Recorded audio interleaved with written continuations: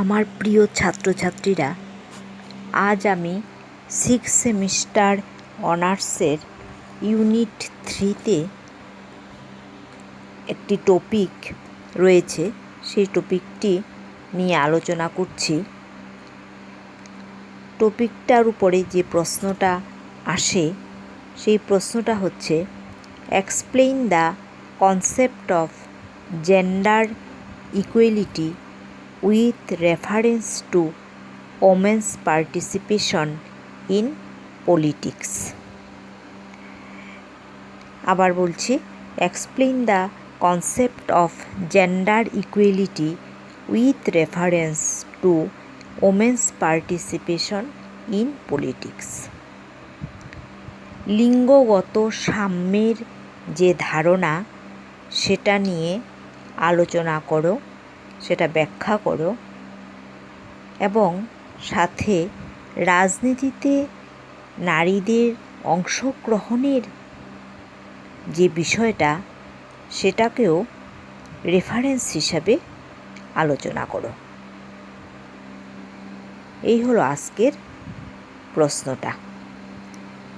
আজকের বিষয়ে আলোচনা শুরু করার আগে আমি একটি কথা বলবো যে নারীবাদ কী? নারীবাদ কথাটা আধুনিক কালের একটা সংযোজন। নারীবাদ, নারীবাদী আন্দোলন, এই কথাগুলি আধুনিক বিশ্বে আমরা শুনে থাকি। এই নারীবাদ কী? নারীবাদ হলো লিঙ্গভিত্তিক বৈষম্য বা পুরুষতন্ত্রের বিরুদ্ধে প্রতিবাদ। আবার নারীবাদ কি? পুরুষতন্ত্রের বৈষম্য, শোষণ, শ্রেণীহীন সমাজ এর বিরুদ্ধে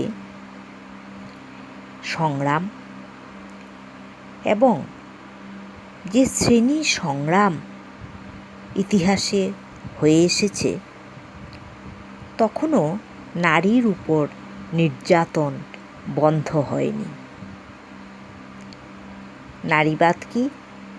রাষ্ট্র, আইন, বিচার, সমাজ প্রভৃতি যেমন শাসকদের স্বার্থে যুগে যুগে গড়ে উঠেছিল, ঠিক তেমনি এই সব কিছুই পুরুষের স্বার্থ রক্ষা করে এসেছে।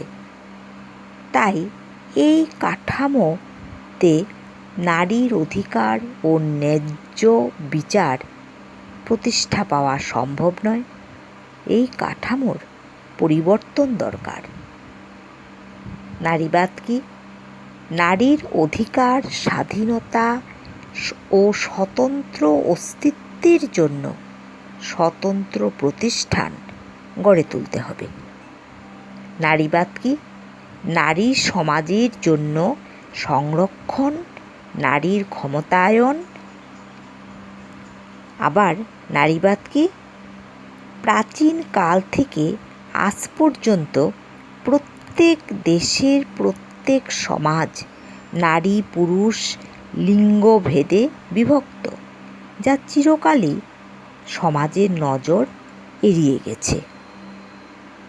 নারীবাদ বারবার একই কথা বলতে চায় যে পুরুষের মতো সব কিছুতেই তার সমান অধিকার রয়েছে, তার সমান অধিকার চাই। সুতরাং নারীর স্বাধীনতা, গণতন্ত্র সম্পর্কে যে দাবি, সেই দাবি হচ্ছে ন্যায়সঙ্গত দাবি। সেই দাবি নারীর জন্মগত অধিকার। এটাই হচ্ছে নারীবাদের অর্থ। লিঙ্গ ও রাজনীতি, জেন্ডার অ্যান্ড পলিটিক্সের কথাও আমরা এই প্রসঙ্গে বলবো। নারীর অধিকার ও স্বাধীনতার জন্য লড়াই বহু যুগ আগেই শুরু হয়েছিল। নারীবাদী আন্দোলন এটার আধুনিক সংযোজন, আমি আগেই বলেছি। এই নারীবাদী আন্দোলন সুসংগঠিত রূপ ধারণ করেছিল 20 শতকের 70-এর দশকে এবং এই আন্দোলনটি আন্তর্জাতিক গুরুত্ব লাভ করে 1975 সালে। এই বর্ষটিকে সম্মিলিত জাতিপুঞ্জ নারী বর্ষ রূপে ঘোষণা করে।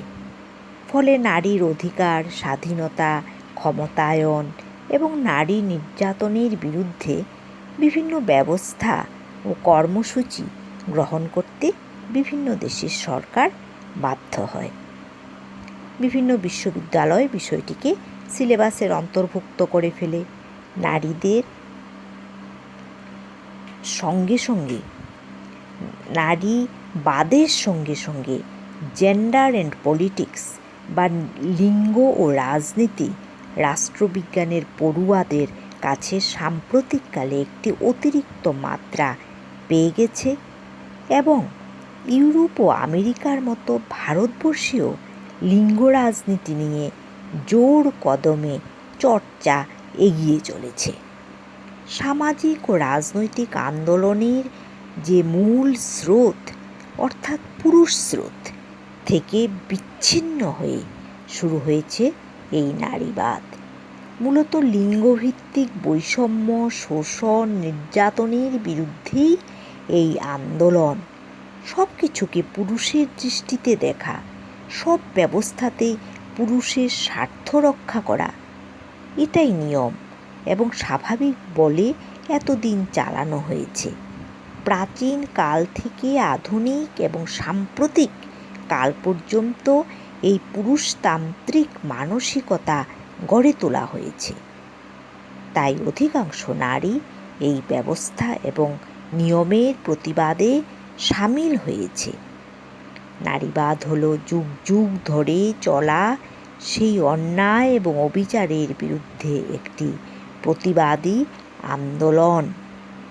নারীর প্রতি বৈষম্য, শোষণ, শাসনের সঙ্গে শাসন ব্যবস্থা বা সরকারেরও সম্পর্ক আছে এবং তাদেরও দায়িত্ব ও ভূমিকা আছে, একথা অনস্বীকার্য।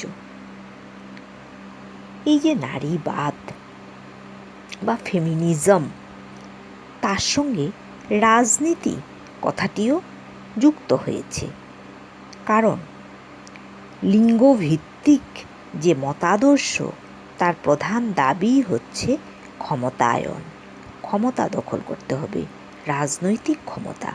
ক্ষমতা দখল না করলে অধিকার প্রতিষ্ঠা করা সম্ভব নয়। তাই নারীবাদের সঙ্গে রাজনীতির ঘনিষ্ঠ সম্পর্ক রয়েছে। রাজনীতি ছাড়া নারী আন্দোলন সফল হতে পারে না। জেন্ডার অ্যান্ড পলিটিক্স বা লিঙ্গ রাজনীতি হচ্ছে সমাজ বিজ্ঞানের সর্বাধুনিক সংযোজন। আজকে আমাদের আলোচ্য বিষয় হচ্ছে explain the concept of gender equality. লিঙ্গগত সাম্যের ধারণাটি ব্যাখ্যা করো। এই যে লিঙ্গগত সাম্যের কথা বলা হয়েছে, আলোচনা করতে গেলে আমরা এই সাম্যের পেছনে যে অসাম্য রয়েছে, বৈষম্য রয়েছে, সেই দিকটা দেখব। এই যে লিঙ্গ রাজনীতি, তার বৈষম্যের বহিঃপ্রকাশ ঘটেছে সম্পত্তির অধিকার এবং বন্টনের ক্ষেত্রে। পুরুষ শাসিত সমাজ ব্যবস্থা আমাদের, সেখানে পুরুষ লিঙ্গের স্বার্থ রক্ষা করার জন্য পুরুষানুক্রমে সম্পত্তির অধিকার বন্টন করা হয়েছে। পিতামাতার সম্পত্তিতে নারীর কোনো অধিকারই ছিল না। এই যে বৈষম্য, সেটা দূর করে সাম্য প্রতিষ্ঠা করতে হবে, ইকুয়ালিটি প্রতিষ্ঠা করতে হবে। বাবা মার সম্পত্তিতে নারীর সমানাধিকার প্রতিষ্ঠা করতে হবে। আবার আরেকটি ক্ষেত্রে আমরা বলবো যে অর্থনৈতিক বৈষম্য দূর করতে হবে, যা লিঙ্গ রাজনীতিরও একটা অংশ। অর্থনৈতিক সাম্য না আসলে কোনো দিনই বৈষম্য দূর হবে না। বৈষম্যের মূল কারণই হচ্ছে অর্থনীতি। একজন নারী সারা জীবন সংসার করে সন্তানের জন্ম দেয়, তাকে লালন পালন করে, কিন্তু পুরুষ শাসিত সমাজ তার কোনো মূল্যই দেয় না। এমনকি সংসারের বাইরে চাকুরি বলতে যা বোঝায় সেখানেও পুরুষের প্রাধান্য। অনেক ক্ষেত্রে দীর্ঘদিন ধরে পুরুষ নারী সমান মজুরি পেত না সম কাজের জন্য, এবং উন্নত পুঁজিবাদী রাষ্ট্রগুলিতে একই দৃশ্য আবার অনুন্নত দেশগুলিতেও একই দৃশ্য আমরা দেখে এসেছি। নারী যে সাম্য সেটা প্রতিষ্ঠা করতে হলে নারী পুরুষের শ্রমের সমান মূল্য দিতে হবে, নারীর শ্রমকে মর্যাদা দিতে হবে, তাহলেই নারী সাম্য প্রতিষ্ঠিত হবে। আবার নারী সাম্যের কথা বলতে গেলে আমরা বলবো যে প্রাচীনকালে ধর্মকে কেন্দ্র করে অসাম্যের সৃষ্টি হয়েছে। ধর্ম মানব সমাজকে প্রভাবিত করেছে। ধর্মের ভালো মন্দ দুটো দিকই রয়েছে, তবে ধর্ম যে কথা মানুষের মনে, সমাজের মনে গেঁথে দিয়েছে, মানুষ তাকেই ন্যায়সঙ্গত এবং স্বাভাবিক বলে ধরে নিয়েছে। আমরা দেখি যে মনুসংহিতায় মনু বলেছেন যে সব খারাপ জিনিসের সমন্বয়ে নাকি নারী তৈরি হয়েছে। আবার গ্রিক ধর্মগ্রন্থে আমরা দেখি যে সেখানে বলা হয়েছে নারী হচ্ছে অপূর্ণতার প্রতীক। আবার খ্রিস্টান ধর্ম গ্রন্থে আমরা দেখি যে সেখানে বলা হয়েছে পুরুষের অঙ্গ থেকেই নারীর সৃষ্টি, তাই নারী সমাজ চিরকাল পুরুষের উপর নির্ভরশীল থাকবে।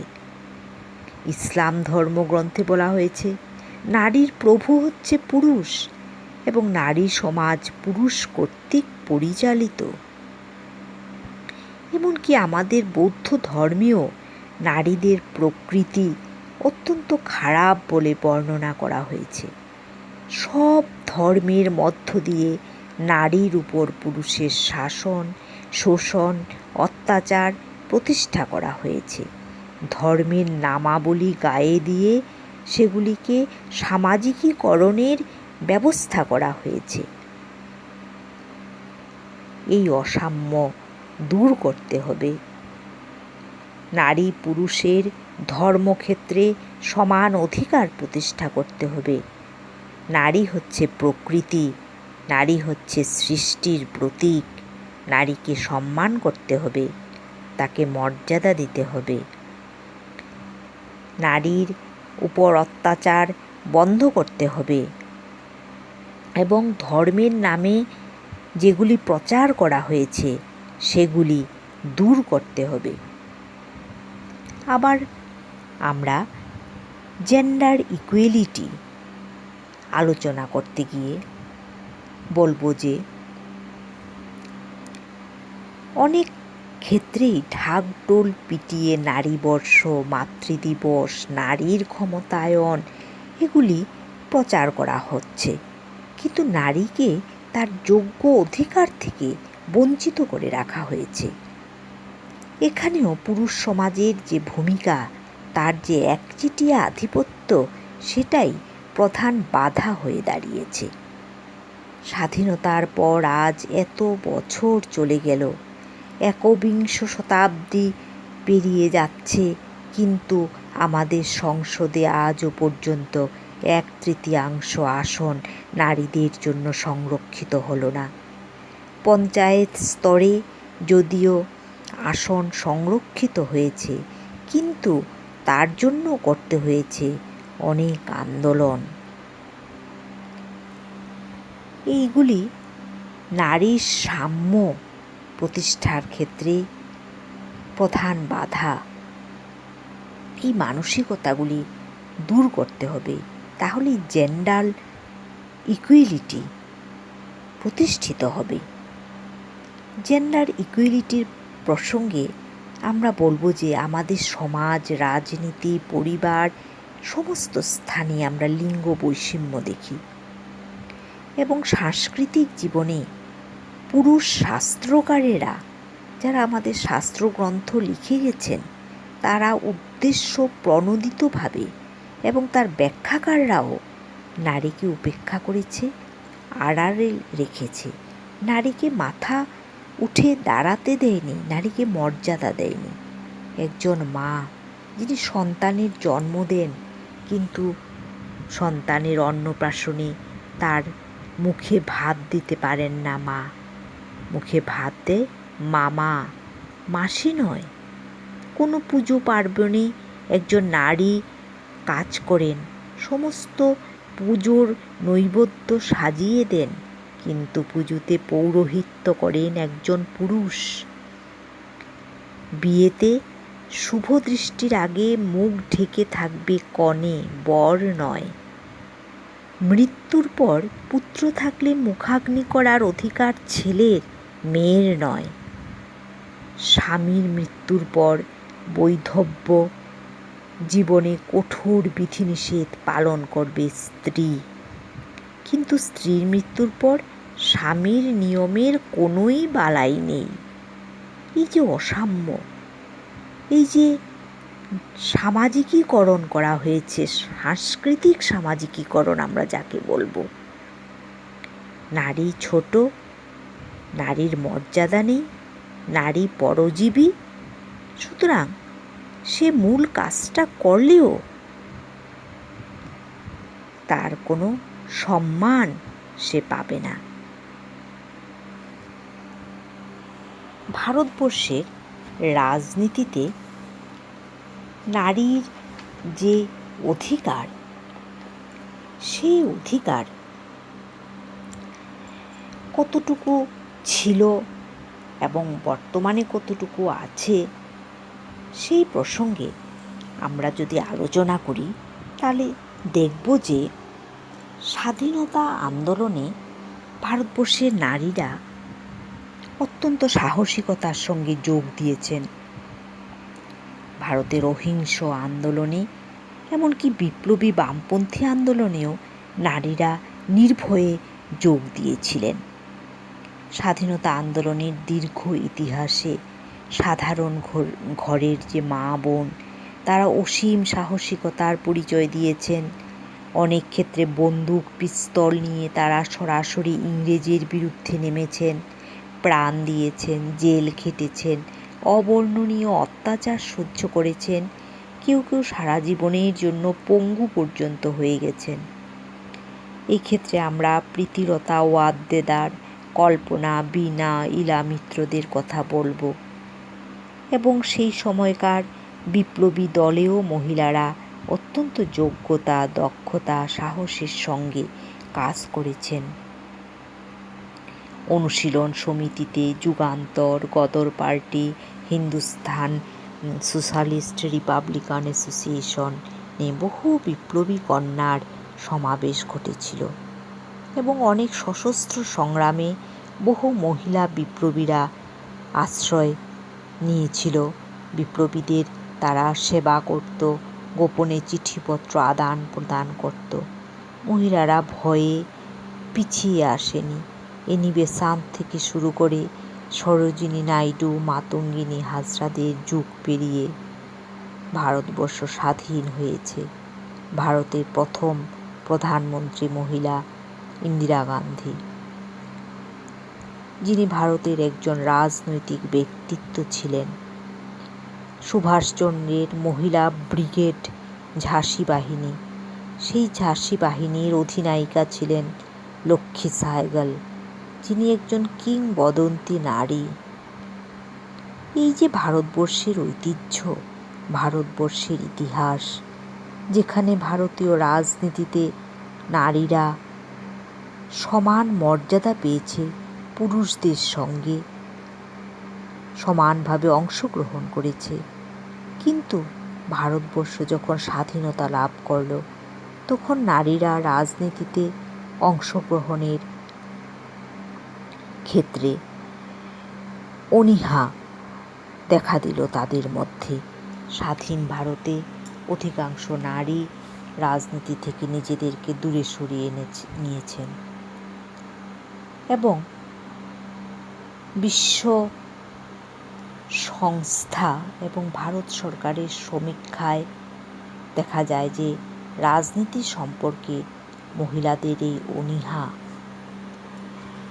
কেন হলো। তারা 1974 সালে একটা রিপোর্ট দেন এবং তারা দেখেন যে 90 দশকের শেষে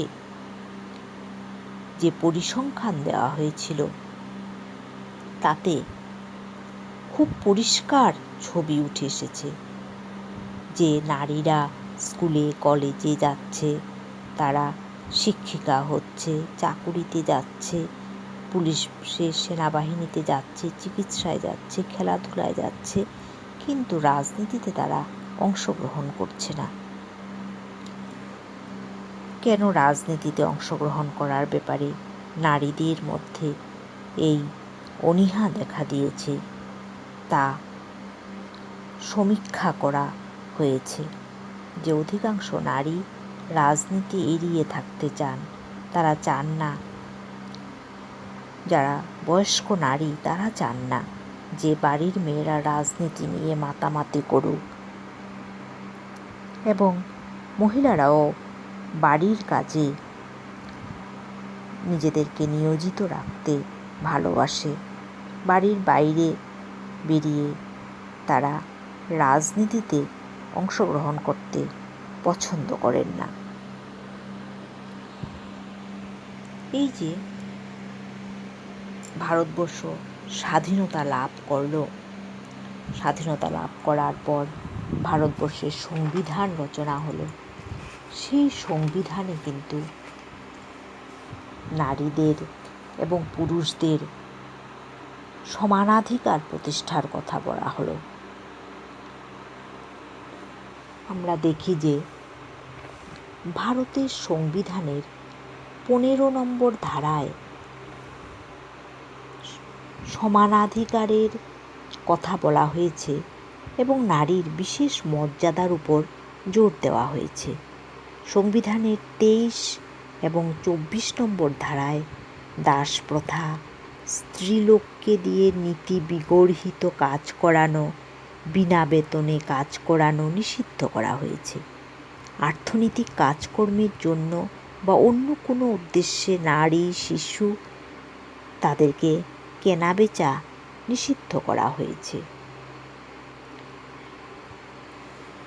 ভারতবর্ষের যে রাজনীতি, সেখানে নারীর অংশগ্রহণ নিয়ে আলোচনা হতাশাজনক চিত্রের মধ্যেও নতুন আশার আলো রচনা করেছে 1992 সালের 73তম সংবিধান সংশোধনটি। এই আইনে পঞ্চায়েত ব্যবস্থায় 33% আসন মহিলাদের জন্য সংরক্ষিত হয়, যা একটি ঐতিহাসিক পদক্ষেপ। ভারতবর্ষের সমাজ ব্যবস্থায় নারী এবং পুরুষের সমানাধিকার এখনও ততটা প্রতিষ্ঠিত হয়নি এবং সেটা তখনই প্রতিষ্ঠিত হবে যখন নারীরা অর্থনৈতিক দিক থেকে স্বাবলম্বী হবে। অর্থনৈতিক স্বাধীনতাই একজন নারীকে তার রাজনৈতিক স্বাধীনতায় প্রতিষ্ঠিত করে, রাজনৈতিক ক্ষমতায়নে সাহায্য করে। ভারতীয় সমাজ ব্যবস্থায় নারীকে পরিবারের উপার্জনহীন সদস্য হিসেবে যে মনে করা হয় এবং তাকে পরজীবী সদস্য হিসেবে বিবেচনা করা হয়, এই মানসিকতার পরিবর্তন করতে হবে। পরিবার পরিজনের জন্য নারী যে অক্লান্ত পরিশ্রম করে, নারীর এই অক্লান্ত পরিষেবাকে মর্যাদা দিতে হবে। তাকে অনুৎপাদক শ্রম বা আয় বিযুক্ত শ্রম হিসেবে গণনা করা উচিত নয়। আমরা এই প্রসঙ্গে বলবো যে প্রাচীন কাল থেকে বর্তমান কাল পর্যন্ত সমাজে নারী পুরুষের সাম্য কথাটি নিয়ে বহু আলোচনা করা হয়েছে। একদম সভ্যতার শুরুতে নারীরা পড়াশোনা করেছে এবং নারী পুরুষের মধ্যে সমানাধিকার ছিল। কিন্তু সভ্যতা যত এগিয়ে এসেছে ততই নারী পুরুষের মধ্যে সমতাটা নষ্ট হয়ে গেছে, অধিকারের ক্ষেত্রে নষ্ট হয়েছে। এবং জেন্ডার বা লিঙ্গ এই যে কথাটা রাষ্ট্রবিজ্ঞান এবং সমাজ তত্ত্বে এসেছে এবং সমাজ বিজ্ঞানের একটি আলোচ্য বিষয়ে পরিণত হয়েছে।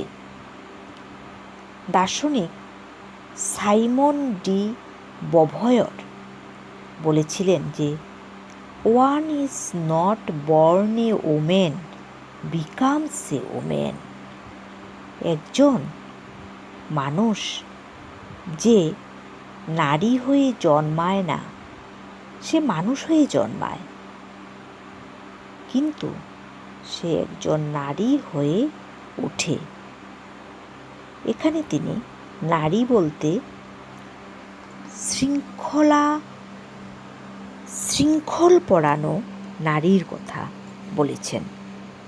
অর্থাৎ মানুষ জন্মের সময় স্বাধীনই থাকে, নারী যেমন স্বাধীন পুরুষও তেমন স্বাধীন, কিন্তু ধীরে ধীরে তাকে শৃঙ্খল পরিয়ে তাকে নারী করে তোলা হয়, তার অধিকারগুলি কেড়ে নেওয়া হয়, তাকে পার্থক্যের কথা শেখানো হয়।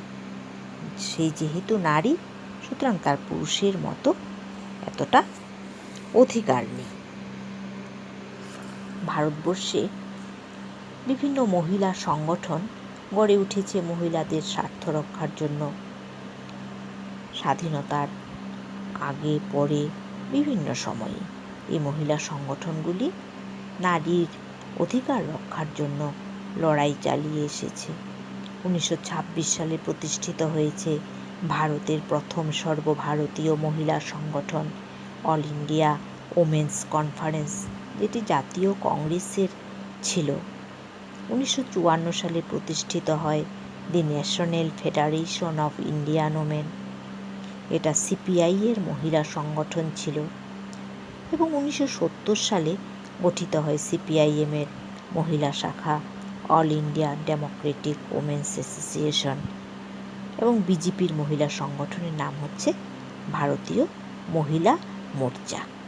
এই মহিলা সংগঠনগুলি রাজনৈতিক কর্মকাণ্ডে যেমন উল্লেখযোগ্য ভূমিকা পালন করেছে, তেমনি মহিলাদের সামাজিক এবং রাজনৈতিক সচেতনতা বৃদ্ধি ও সৃষ্টিতেও সাহায্য করেছে এবং করে যাচ্ছে। আজকের প্রশ্নটির আলোচনা করার ক্ষেত্রে আমি শেষ পর্যায়ে এসে গেছি। শেষ পর্যায়ে আমরা বলবো যে শুধু রাজনৈতিক কাজকর্ম নয়, গুরুত্বপূর্ণ সামাজিক, অর্থনৈতিক, সাংস্কৃতিক কাজকর্ম আন্দোলনে নারী সমাজ প্রশংসনীয় ভূমিকা পালন করেছে, পালন করছে এবং পালন করবে। তাছাড়া নারীদের দাবি, সুযোগ সুবিধা আদায়, নারীদের উপর অত্যাচার, নিপীড়ন বন্ধ, বৈষম্য দূর করা, এগুলি করতে হবে নারীদেরকেই। নারীদেরকে ভয়হীন হতে হবে, তাদের লেখাপড়া শিখতে হবে, তাদেরকে স্বনির্ভর হতে হবে, তাদেরকে রাজনৈতিক ক্ষমতা দখল করতে হবে। তাহলেই তারা তাদের অধিকার প্রতিষ্ঠা করতে পারবে এবং নারী নয়, একজন মানুষ হিসাবে সমাজে মাথা উঁচু করে দাঁড়াতে পারবে। আজকের আলোচনার শেষে প্রশ্নটি আমি আবার বলছি, explain the concept of gender equality with reference to women's political participation. আজকের আলোচনা আমি এখানেই শেষ করছি। ধন্যবাদ সবাইকে।